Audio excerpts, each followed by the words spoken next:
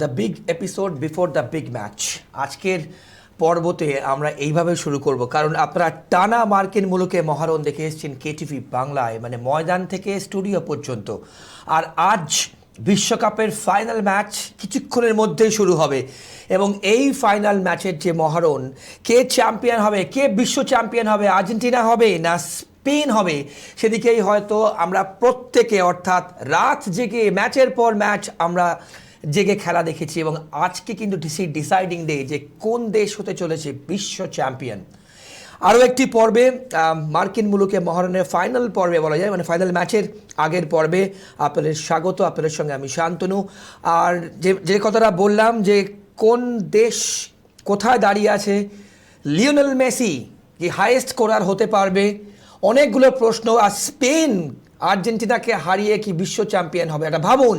আপনারা কি কেউ ভেবেছিলেন যে স্পেন আর আর্জেন্টিনা ফাইনাল ম্যাচ খেলবে, বিশ্বকাপের ফাইনাল ম্যাচ?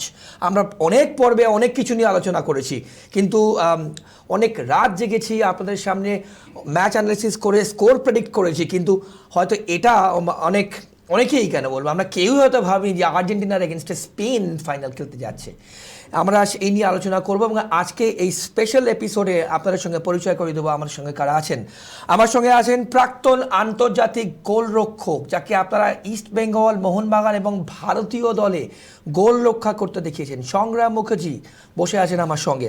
এবং আমার সঙ্গে আছে ময়দান থেকে স্টুডিও পর্যন্ত, যার অ্যানালিসিস আপনারা প্রায় প্রতিটি পর্বে শুনেছেন, দেখেছেন, এবং ম্যাচ বাই ম্যাচ অ্যানালিসিস করেছে আমার সহকর্মী ক্রীড়া সাংবাদিক, স্পোর্টস জার্নালিস্ট রিমিক মাঝি। আমি সংগ্রাম, রিমিক দুজনকেই big episode before the big match যেটা দিয়ে শুরু করলাম, স্বাগত জানাই।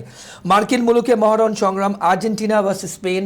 প্রথম প্রশ্ন করব, রাত জেগে বাঙালি ফুটবল প্রেমী যারা আছে, প্রচুর ম্যাচ দেখেছে বিশ্বকাপে একদম শুরু থেকে শেষ পর্যন্ত, তুমি কি ভেবেছিলে স্পেন ভার্সেস আর্জেন্টিনা ফাইনাল হবে? দেখো, প্রথমেই বলি যে স্পেন যেভাবে খেলছে, আমি প্রথম থেকেই আশা করেছিলাম যে স্পেন আসবে। এবং আর্জেন্টিনার খেলা দেখে যে লাস্ট যে ইজিপ্টের সঙ্গে ডাউন কামব্যাক ভেরি মানে ক্রুশিয়াল টাইমে কামব্যাক করেছে। সেহেতু মানে মনে প্রাণে আর্জেন্টিনা চেয়েছে যে আমরা ফাইনাল খেলবো, এবং তাদের মধ্যে বডি ল্যাঙ্গুয়েজও তাই ছিল যে আমরা ফাইনালে রিচ করব, সেটাই হয়েছে। বেশ রিমিক, ঠিক এখান থেকে সংগ্রাম যেখানে ছাড়লাম, আমি তোমায় জিজ্ঞেস করবো যে তুমি অনেক ম্যাচ অ্যানালিসিস করেছো, আমরাও দর্শকদের সামনে তুলে ধরেছি, কিন্তু এইটা মনে হয় প্রেডিক্টেড ছিল না যে আর্জেন্টিনার এগেনস্টে স্পেন উঠতে পারে। দেখো, সমর্থকরা কি প্রেডিক্ট করেছে সেটা সমর্থকদের ব্যাপার, কিন্তু আমি মনে করি যে এই বিশ্বকাপের যোগ্য দুটো দল, যেটা সংগ্রামদা বলছিলেন, যে তুমি রাউন্ড অফ 32 থেকে দেখো, প্রথমে কেপ ভার্দে 2 গোলে কেপ ভার্দে এগিয়ে, নেক্সট হচ্ছে ইজিপ্ট 2 গোল, সুইজারল্যান্ড 1-1, সেখান থেকে এক্সট্রা টাইমের সেকেন্ড হাফে গিয়ে গোল নিচ্ছে। এবং তুমি যদি শেষ ম্যাচটাও তুমি যদি দেখো, ইংল্যান্ডের বিরুদ্ধে গর্ডনের গোলে এগিয়ে গেল, এবং সেখান থেকে ওই 7 মিনিট 5 মিনিট শেষের 10 মিনিট, সেইখান থেকে আর্জেন্টিনা যে একটা ঝড় তুলেছে। আমি জানি না এটা সংগ্রাম দ্বারা ভালো বলবে কি এটাই স্কালোনির ট্যাকটিক্স কিনা, যে আমি মানে এবং দলটার প্রতিও এত আস্থা যে আমি 2 গোলেও যদি 85 মিনিটে পিছিয়ে থাকি, আমার গোল সেটাকে ম্যাচ বার করে নিতে পারবে, সেটা স্কালোনির আস্থা কিনা সেটা সংগ্রামদারও ভালো তো বলতে পারবে।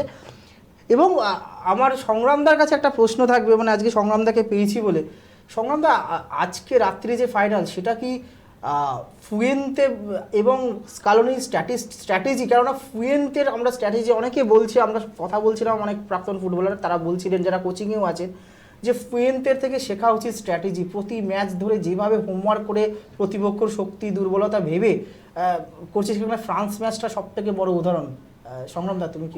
অবশ্যই ফুয়েন্তে যেভাবে ফ্রান্স ম্যাচটা দেখলাম, মানে টাচ ফুটবল যেটা বরাবরই স্পেন খেলে আসে, টিকি টাকা, কিন্তু তারপরে জ্যামিতির মতন ছকে কিভাবে এমবাপ্পেকে আটকাবো বা ডেম্বেলেকে, ওটা পরিকল্পনা মাফিকই এগিয়েছে। ওই যে ত্রিফলা ফ্রান্স, তোমার ওলিসি, ডেম্বেলে এবং এমবাপ্পে, একদম সঠিক কথা সে, এবং কিভাবে আটকানো যায়, এবং তাদের সাকসেস বলবো লাস্ট পর্যন্ত, যেভাবে ডেম্বেলে, এমবাপ্পে এবং ওলিসি, এই তিনজনকে মানে জ্যামিতির মতন একটা ত্রিফলা ইয়েতে ফেলে সেই মানে অ্যাটাকিং লাইনটা অফ করে দিয়েছে। বেশ, এখানে আমার একটা প্রশ্ন থাকবে, দুজনকে জিজ্ঞেস করবো এক এক করে। প্রথমে সংগ্রামকে জিজ্ঞেস করবো যে এই যে আর্জেন্টিনারা স্পেলে খেলছে, বিশেষ করে আমরা যদি সেমিফাইনাল ম্যাচ দেখি, ইংল্যান্ড যেটা রিমিক বললো যে 1 গোলে জেতার পর কিন্তু লাস্ট 15 মিনিট এবং অ্যাডেড টাইমে কিন্তু মানে উইনিং গোল পেলাম। সেই ক্ষেত্রে এই যে স্পেল খেলা, এটা কি একটা স্ট্র্যাটেজির পার্ট, নাকি এটা একটা প্রেশার ক্রিয়েট করে অপোনেন্টকে আরও উইক করে দেওয়া? না দেখো, বলছি শান্তনু, এটা স্ট্র্যাটেজিই বলবো, কারণ লাস্ট 15 মিনিট আর্জেন্টিনা যেভাবে ঝড় তুলছে অপোনেন্টের বক্সে, এটা উনি লাস্ট স্পেলে, এটা উনি প্রত্যেকটা ম্যাচেই দেখা যায় লাস্ট স্পেলটা উনি ইউজ করেছে। লাউতারো মার্টিনেজ, ডিপল, প্লাস হচ্ছে মন্তেলে, এদের ইউজ এনজো, এদের ইউজ করে ওই স্পেলটাতে হাই ইয়েতে নিয়ে গেছে। বেশ বেশ রিমিক। একদমই সংগ্রামদা যেটা বলছে, তুমি যদি ইংল্যান্ড ম্যাচটা দেখো, যখন 55-এ গর্ডনের গোলটা হলো, সেখানে আমার মনে হয়েছে সংগ্রামদা বলবে আরও ভালো, সেটা হচ্ছে ওই 3টে চেঞ্জ যেটা সংগ্রামদা বললো, সিমিওনেকে ইকে তুলে নিয়ে ওই ডিপল,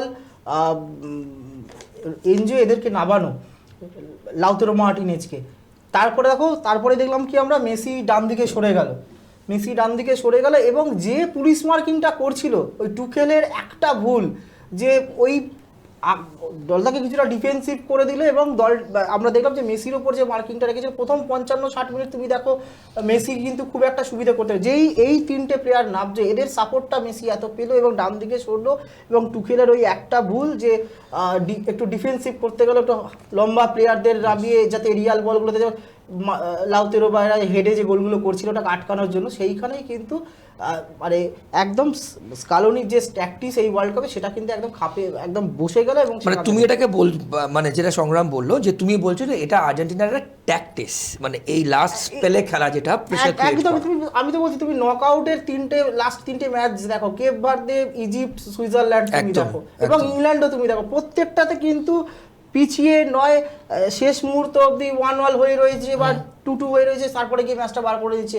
তুমি ইজিপ্ট ম্যাচটা ভাবো না, যে 3টে গোল করলো, কখন করলো গোলগুলো, মানে একটা কোচের, সংগ্রামটা আরো ভালো, সংগ্রামটা এখন কোচিংয়েও আছে, একজন কোচের তার দলের প্লেয়ারদের প্রতি কতটা আস্থা থাকতে পারলে একবারও কিন্তু ওই ডাগ আউটে দাঁড়িয়ে আমরা স্কালোনিকে কোনো টেনশন করতে দেখিনি, যেটা টুকেল করেছে বা যেটা অন্যান্য কোচের, দুজন কোচকে আমি খুব শান্ত থাকতে দেখেছি এই ওয়ার্ল্ড কাপে, একটা হচ্ছে আনসেলোত্তি আর একটা হচ্ছে স্কালোনি।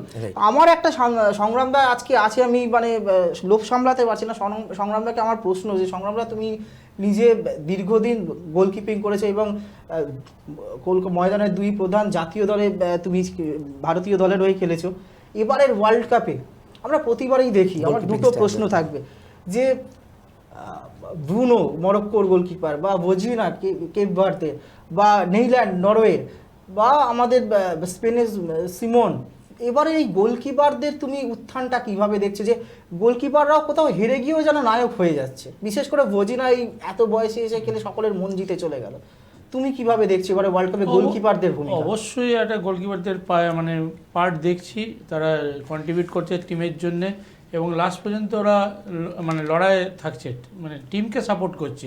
এই যে কেপে ভার্দের গোলকিপার সবার মন জয় করে, সত্যি মন জয় করে, আমি প্রত্যেকটা খেলা দেখছি, এবং সিমিওনে বলো বা নরওয়ের গোলকিপার বলো, যারা নিউল্যান্ড প্লাস হচ্ছে মার্টিনেজ আছে, সবাই একটা টিমকে যেন উজ্জীবিত করছে পেছন দিয়ে। লিডারশিপ, যেটা গোলকিপারের মেন হচ্ছে লিডারশিপ, ওটাতে আরও টিম মনে হচ্ছে সাপোর্ট পাচ্ছে প্রত্যেকটা।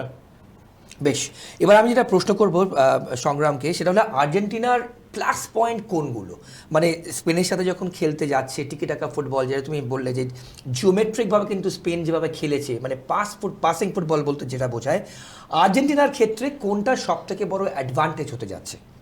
দেখো শান্তনু, এটা হচ্ছে আর্জেন্টিনার প্লাস পয়েন্ট হচ্ছে টিম গেম। বেশ, টিম গেমের উপর ভরসা করে, এবং স্কালোনি যেটা বললো, বললো রিমিক, যে স্কালোনি ঠান্ডা মাথায় লাস্ট পর্যন্ত যেন প্লেয়ারদের উপরে ফেথ আছে যে আমার প্লেয়াররা সাকসেস হবে লাস্ট পর্যন্ত, যে শান্তভাবে ডাগ আউটে দাঁড়িয়ে, কারণ ভরসা আছে যে আমি একে চেঞ্জ করছি, এ আমার আস্থা রাখবে, এই একটা বিশ্বাস কোচ আর প্লেয়ারদের মধ্যে, ভেরি গুড আন্ডারস্ট্যান্ডিং।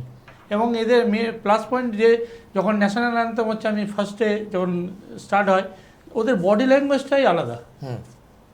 বেশ সংগ্রামটা আমার তোমাকে আর একটা জিজ্ঞাসা করে যে তুমি 2022 কাতার ওয়ার্ল্ড কাপও দেখেছো, কাতার ওয়ার্ল্ড কাপের আর্জেন্টিনা টিম আর এবারের ফাইনালিস্ট আর্জেন্টিনা টিমের মধ্যে কোথায় পার্থক্য দেখছো, বা কোথাও কি দুটো দলের কম্প্যারিজনে কি কোন দলটাকে তুমি দেখছো যে এগিয়ে থাকছে? দেখো, আমি 22-এও দেখেছি আর্জেন্টিনা টিম, আর এবারেও দেখছি। এবারের কিছুটা ইয়ং সাইড আছে, ইয়ং ব্লাড, এবং তার সঙ্গে সিনিয়ররাও রয়েছে। কম্বিনেশনটা খুব ভালো, প্যাকড। ঠিক আছে, সেহেতু সে লাস্ট পর্যন্ত এবার সাকসেস হচ্ছে। 3খানা ম্যাচ ডাউন থেকে ফেরা ভেরি ডিফিকাল্ট ফর একদম যে কোনো দলের কাছে। এবং আর একটা জিনিস সংগ্রাম দা, যেটা আমরা দেখছি যে আর্জেন্টিনার যে বেশিরভাগ গোলগুলো হচ্ছে, ইতিমধ্যে মেসির 13টা অ্যাসিস্ট হয়ে গেছে, মানে ওয়ার্ল্ড কাপের একটা হিস্ট্রি রেকর্ড। এবং ম্যাক্সিমাম আমরা দেখছি মেসির দিক থেকে বা এরিয়াল বলে, এবং ওই ক্রস আসছে, হেডে গোল করে যাচ্ছে, এনজো বলো, লাউতেরো বলো, বা ডিপল বলো, বা ইয়েরা, মানে এইটাকে আটকানোর জন্য কি কোনো বিশেষ পরিকল্পনা থাকবে? কারণ তুলনায় তো স্পেনে আমরা লোপেতোর উপরে স্পেনের ডিফেন্সটা অনেকটা নির্ভরশীল, এবং কুকুরেলা আজকে বলেছে যে মেসিকে আটকানোর দায়িত্ব আমি নেবো। জানি না সেটা কতটা সম্ভব হবে, মেসির মতো ফুটবলারকে আটকে রাখা যায় কিনা, সেটা ইংল্যান্ড ম্যাচেও প্রমাণ হয়ে গেছে। এই জায়গাটায় স্পেনের ট্যাকটিক্সটা কী হবে? দেখো, মেসি একটা মানে অপোনেন্টের জন্য ভেরি ডিফিকাল্ট মেসিকে আটকানো। লাস্ট ম্যাচে ইংল্যান্ডও ট্রাই করেছে, পারিনি সাকসেস। যেভাবে স্টার্ট করেছিল মেসি, এবং শেষে ফিনিশও করেছে, যে লাউতারো মার্টিনেজকে ক্রসটা, এবং ডান পায়ে ক্রস, ঠিক আছে। এবং একটা প্লাস পয়েন্টে স্পেনের ডিফেন্স ভেরি স্ট্রং। ওরা কনসেপ্ট করেছে একটাই গোল, একদম ঠিক আছে। তা ওরাও সেই ফয়েন্তে চেষ্টা করবে যে মেসিকে কিভাবে আটকানো যায়, ওদের স্ট্র্যাটেজি থাকবে কোচেদের। তুমি যদি কোচ হতে স্পেনের, তাহলে তুমি কিভাবে পরিকল্পনা করতে? দেখো, এই ফয়েন্তে নো ডাউট মানে একটা big name as a coach, উনি চাইবে যে ডবল মার্কিংয়ে থাকতে। সেখান থেকে যদি মেসি বেরোতে পারে, অবশ্যই তাদের এখন ভিডিও অ্যানালিসিস হয়ে গেছে, কার কি খেলার স্টাইল, কে কোন দিকে যাচ্ছে, সব কিন্তু এখন ভিডিও অ্যানালাইসিসে বোঝা যায়। সেহেতু পরিকল্পনা মাফিক স্পেনও চাইবে যে মেসিকে আটকাতে, কারণ মেসি একটা ফ্যাক্টর। বেশ রেমিক, যেরকম আমি সংগ্রামকে জিজ্ঞেস করলাম আর্জেন্টিনার অ্যাডভান্টেজ, সিমিলারলি স্পেনের কোন কোন অ্যাডভান্টেজ, এই জিওমেট্রিক, যেটা সংগ্রাম বললো, খুব ইম্পর্টেন্ট টার্ম যারা আপনারা এই এপিসোড দেখছেন, যে জিওমেট্রিকভাবে যেভাবে খেলছে, এবং তার সঙ্গে তিকিটাকা ফুটবল, বিশেষ করে মাঝমাঠ থেকে একদম খেলা ক্রিয়েট করে একদম বক্স, অপোনেন্টের বক্স পর্যন্ত নিয়ে যাওয়া, স্পেনের অ্যাডভান্টেজ কোনগুলো? দেখো শান্তনু, আমরা একটা সময় ল্যাটিন আমেরিকান ফুটবলের খুব ওই শৈল্পিক ফুটবল, তারপরে এলো ওই শিল্পের সঙ্গে ফিজিক্যাল ফুটবলটা, যেটা জার্মানি বা ইংল্যান্ড এরা খেলতো, এবং স্পেন একটা নতুন ধারা নিয়ে এসেছে, যেটা সংগ্রাম দ্বারা ভালো বলতে পারে। এই জন্য স্প্যানিশ ফুটবল দেখতে আমরা ইংলিশ ফুটবলের থেকেও বেশি পছন্দ করি। স্প্যানিশ ফুটবল, রিয়াল মাদ্রিদ, বার্সেলোনার খেলা দেখতে পছন্দ করি। এই যে ছোট ছোট পাস খেলা, দ্রুত ছোট পাসগুলো খেলছে, মাঝমাঠের দখলটা রাখছে, বেশি নিজেদের মধ্যে পাস খেলে বলের কন্ট্রোলটা রেখে, এবং একদম যেটা সংগ্রামদা বললো যে একদম পুরো ক্যালকুলেটিভ ওয়েতে, পুরো একদম ওই ছকে বাঁধা ফুটবলটা ওরা খেলছে। এবং সেই কারণেই দেখো এবারে ওয়ার্ল্ড কাপে এতগুলো ম্যাচ খেলে মাত্র একটা গোল কনসিভ করে, তার ফলে স্পেনের ডিফেন্সকে তোমাকে কিন্তু গুরুত্ব দিতেই হবে। এবং সেটা নিশ্চয়ই উল্টোর দিকটা তুমি যদি দেখো, যে আবারও আমি বলছি, সংগ্রামদাও বলবে হয়তো, যে আর্জেন্টিনার ডিফেন্স কিন্তু তুলনায় কিন্তু যখনই আমরা দেখেছি বিপক্ষ দলগুলো অ্যাটাকে উঠছে, তখনই কিন্তু অনেক ক্ষেত্রে আমরা দেখছি আর্জেন্টিনার ডিফেন্সটা কেঁপে যাচ্ছে। সেই জন্য কেপ ভার্দে বলো, বা সুইজারল্যান্ড বলো, বা ইজিপ্টের মতো দলেরাও গোল করে দিয়ে বেরিয়ে যাচ্ছে। সেই দিকটা ফাঁকফোকরগুলো নিশ্চয়ই স্কালোনি বোঝানোর চেষ্টা করবো। কিন্তু স্পেনের যে ফুটবল, এবং অবশ্যই দেখো, আমি মেসির সঙ্গে এখনই তুলনা করা ইয়ামেলের উচিত নয়, কিন্তু ইয়ামেল যথেষ্ট প্রতিভাবান প্লেয়ার এবং ভবিষ্যতের তারকা ইয়ামেল, তাতে কোনো সন্দেহ নেই। এবং ওয়ারজাবাল যে রয়েছে, এই ওয়ারজাবাল, ইয়ামেল এবং ভিয়েনা, এই ত্রিফলা স্পেনের, এবং পেছন থেকে যে খেলছে ওলমো এবং রুইজ, এই পাঁচজনের যে একটা ওদের একটা নিজেদের মধ্যে একটা কম্বিনেশনটা, সেটা কিন্তু, এবং আমি আজকেও আশঙ্কা প্রকাশ করছি, এই আশঙ্কা থাকবেই তাতে আর্জেন্টিনার সমর্থকরা একটুখানি অখুশিও হতে পারেন, কিন্তু আর্জেন্টিনার ডিফেন্স ওই প্রতিদিন আবারও বলছে এই ম্যাচটা ফাইনাল ম্যাচ, ওয়ার্ল্ড কাপের মতো ফাইনাল ম্যাচ, একটা এখানে একটা মনস্তাত্ত্বিক চাপ থাকবে, সেটা সংগ্রাম দ্বারা খুব ভালো জানে। সংগ্রাম দ্বারা যখন লিগের অন্য ম্যাচ খেলেছে এবং যখন ডার্বি খেলতে নেমেছে তখন একটা যতই অভিজ্ঞতা থাকুক, পেশাদারি ফুটবলার হোক, কিন্তু একটা মনস্তাত্ত্বিক চাপ থাকে। তাই প্রতিদিন কিন্তু শেষ মুহূর্তে ঝড় তুলে ম্যাচ বার করে দেওয়া, ওই মেসি কখন মেসি বা তোমার এনজো বা ডিপলরা ম্যাচ বার করে দেবে শেষ মুহূর্তে গোল করে, সেটা কিন্তু সেই ভরসায় যদি থাকে স্কোলানি এই অন্তত ফাইনালেও, তাহলে কিন্তু সেই জায়গায় কিন্তু আর্জেন্টিনা ভুল করবে। বেশ, এই ম্যাচগুলোতে সেটা সংগ্রাম দ্বারাও বলতে পারবে যে আগে তুমি যত গোল যদি তুলে নিতে পারো অনেকটা রিলিফ ভাবে খেলতে পারবে। বেশ, সংগ্রাম দা যদি বেশ সংগ্রাম, আমি এবার একটা অন্যরকম প্রশ্ন করি। তুমি দেশের হয়ে খেলেছো, দুটো লিডিং ক্লাব ইস্ট বেঙ্গল মোহনবাগানের হয়ে খেলেছো, প্রচুর কম্পিটিটিভ ম্যাচ রিপ্রেজেন্ট করেছো দেশকে এবং ক্লাবকে। একটা গোলকিপার কিন্তু একটা টিমের চালিকা শক্তি হয়, মানে সে কিন্তু লিড করে, কারণ সে পুরো মাঠে দেখতে পায় তার প্লেয়াররা যেখানে খেলছে। এখানে প্রশ্ন করবো যেটা, যদি ম্যাচ টাই ব্রেকারে যায়, যদি আলটিমেটলি টাই ব্রেকারে যায়, একটা গোলকিপার হয়ে কতটা মেন্টাল প্রেশার, একটা ম্যাসিভ ইভেন্টের ইন্ডিয়ান ফুটবল কনটেক্সটে যদি বলি, হাইয়েস্ট লেভেলে খেলেছো, আজ ফাইনালে দুটো গোলকিপারের রোল ভেরি ভেরি ভাইটাল। বেশ, এবং গোলকিপার যেটা তুমি বললে যে পুরো মাঠটাকে লিড নেয়, একটা টিমকে মোরালি সাপোর্ট চার্জ করা পুরো গোলকিপারে।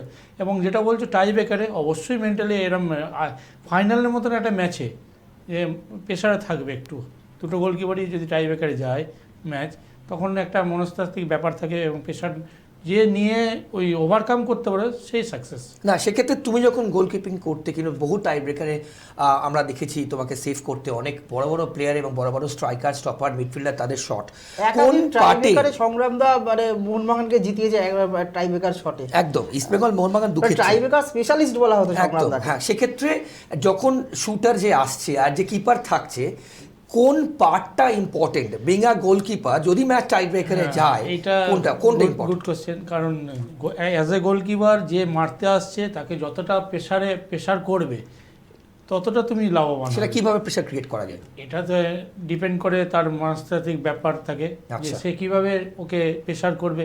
এখন ওয়ার্ল্ড ক্লাস লেভেলে তো আমাদের মতন অতটা প্রেশার করা যায় না, সেখানে রেফারি আছে,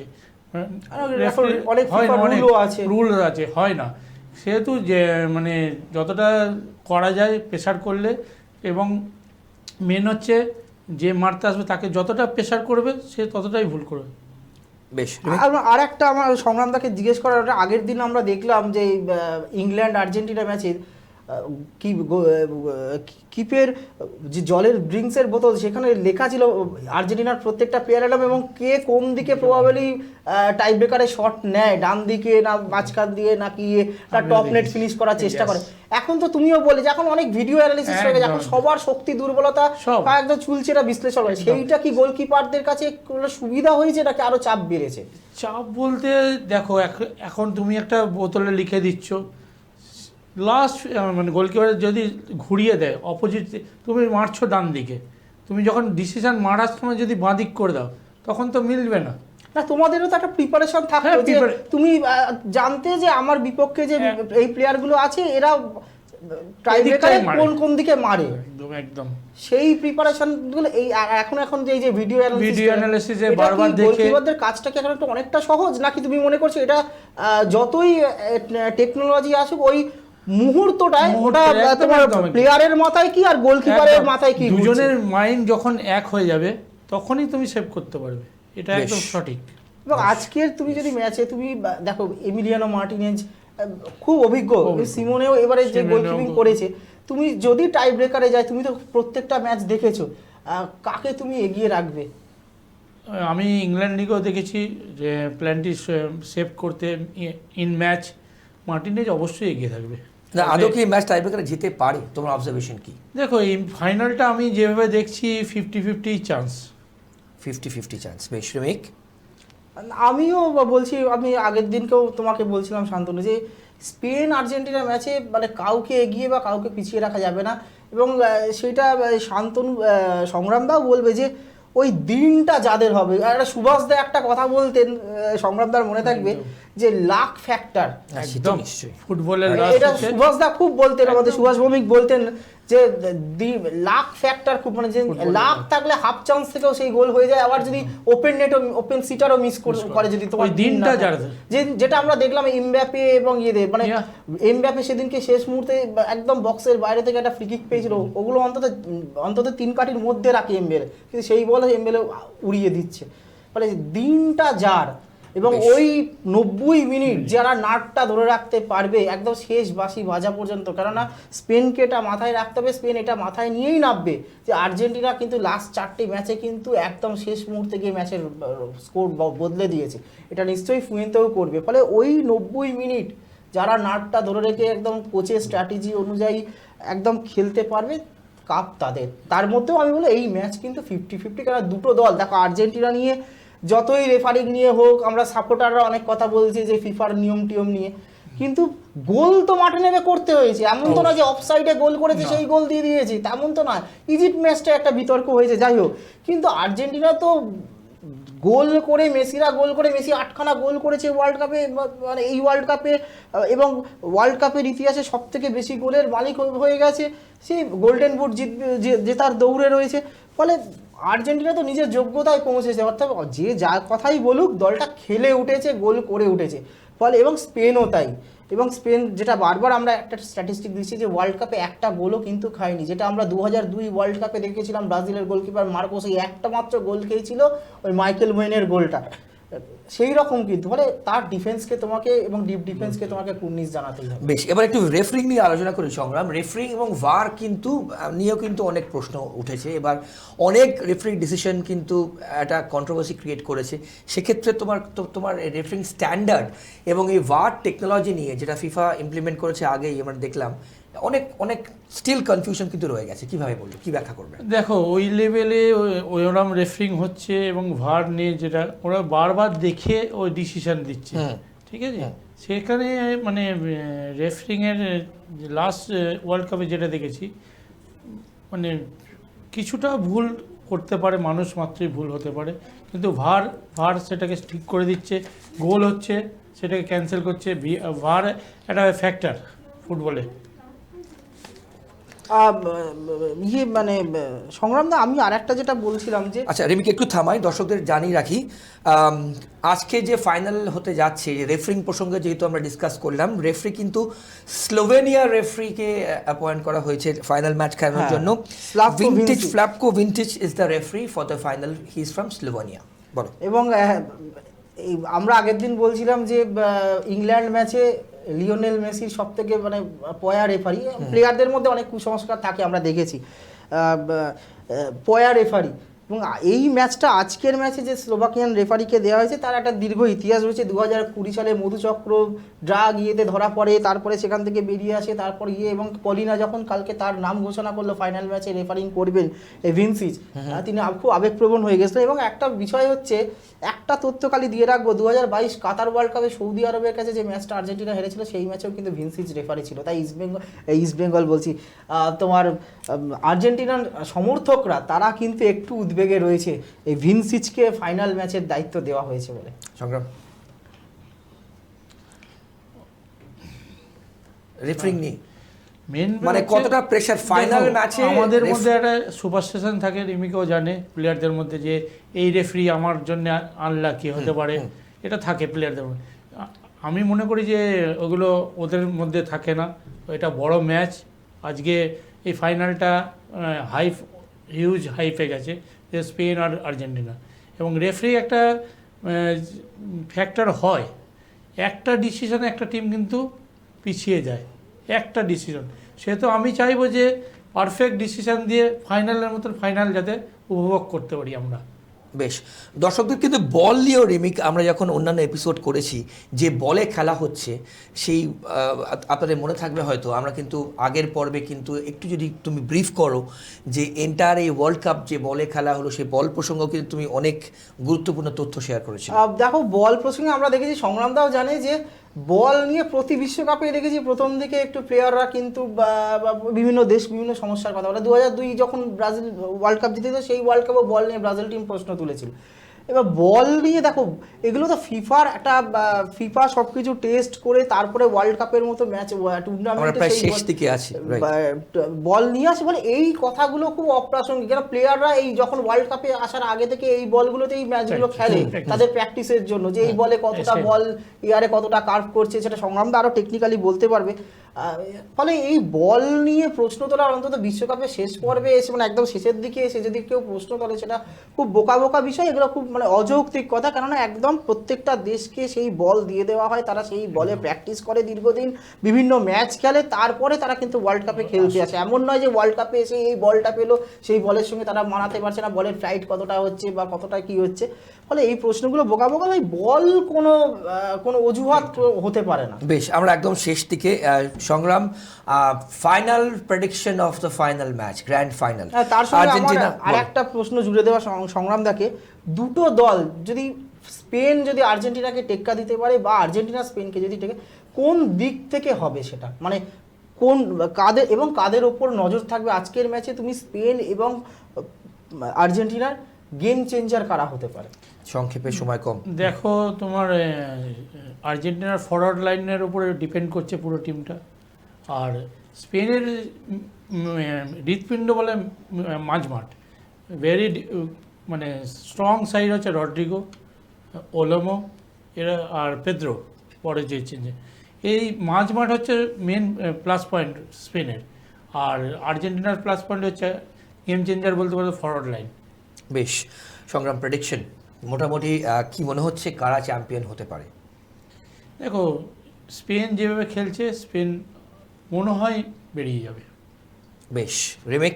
আমারও একই বক্তব্য। আগের দিনও তোমাকে বলেছি যে স্পেনের ফুটবল আমরা যা দেখেছি এই ওয়ার্ল্ড কাপে এবং ফুয়েন্তের যে স্ট্র্যাটেজি, তাতে কিন্তু কিছুটা হলেও স্পেনকে আমি এগিয়ে রাখবো। 2010-এর পর যদি 2026-এ যদি আবারও ক্যাসিয়াসের পর যদি লাপোর্তেদের হাতে কিন্তু যদি ওয়ার্ল্ড কাপ ওঠে, তাহলে আমি অবাক হব না এবং যোগ্য দল হিসেবে দুজনকে আমি এক লাইনার জিজ্ঞেস করবো। তাহলে আর্জেন্টিনা সেই স্পেল ফুটবল যদি আমরা ধরেও নিই, স্পেন আগে লিড নিল, আর্জেন্টিনা সেই স্পেল ফুটবল কাজে লাগবে না সংগ্রাম? দেখো, অঘটন ঘটতেই পারে। রিমেক? দেখো, কাজে লাগবে না বলবো না, আমি তো আবারও বলছি, নিশ্চয়ই ফুয়েন্তে সেই দেখেছে, ফলে সেই মতো স্ট্র্যাটেজি করেও তারা নামবে, যে তারা প্রত্যেক ম্যাচেই দেখছে আর্জেন্টিনা ওই লাস্ট 10-15 মিনিটে যে ঝড়টা তুলছে সেটাকে আটকানোর জন্য নিশ্চয়ই ফুয়েন্তেও তার স্ট্র্যাটেজি তৈরি করবেন। তবে আবারও বলছি, ফাইনাল ম্যাচেও যদি স্কালোনি ভেবে থাকে মেসি ডিপলদের উপর ভরসা করে, এনজেদের উপর ভরসা করে যে আমি 1-0 বা 2-0 পিছিয়ে আছি, সেখান থেকে 3-2 ম্যাচ বার করে নেবো, সেটা কিন্তু বোকামি হবে। বেশ, সংগ্রাম, রিমিক, দুজনকেই অনেক ধন্যবাদ। তাহলে সাদা নীল না লাল হলুদ, বিশ্বকাপ কোন রঙের হবে সেটা কিন্তু আর কিছুক্ষণের মধ্যেই আপনারা জানতে পারবেন। আমরা আশা করব একটি উত্তেজক ম্যাচ আপনারা দেখবেন। আজকের এই ফাইনাল ম্যাচের ফাইনাল কাউন্টডাউনের পর্ব আমরা এই পর্যন্তই রাখছি। আমরা আশা করব একটা খুব দারুণ ফুটবল রাত জেগে আমরা সবাই উপভোগ করব এবং বিশ্বকাপের ফাইনালের মতোই হবে এটাই কিন্তু আমরা আশা করব। আজকের পর্ব দেখবার জন্য অসংখ্য ধন্যবাদ। আর অন্যান্য সব খবরের জন্য দেখতে থাকুন KTV বাংলা। নমস্কার।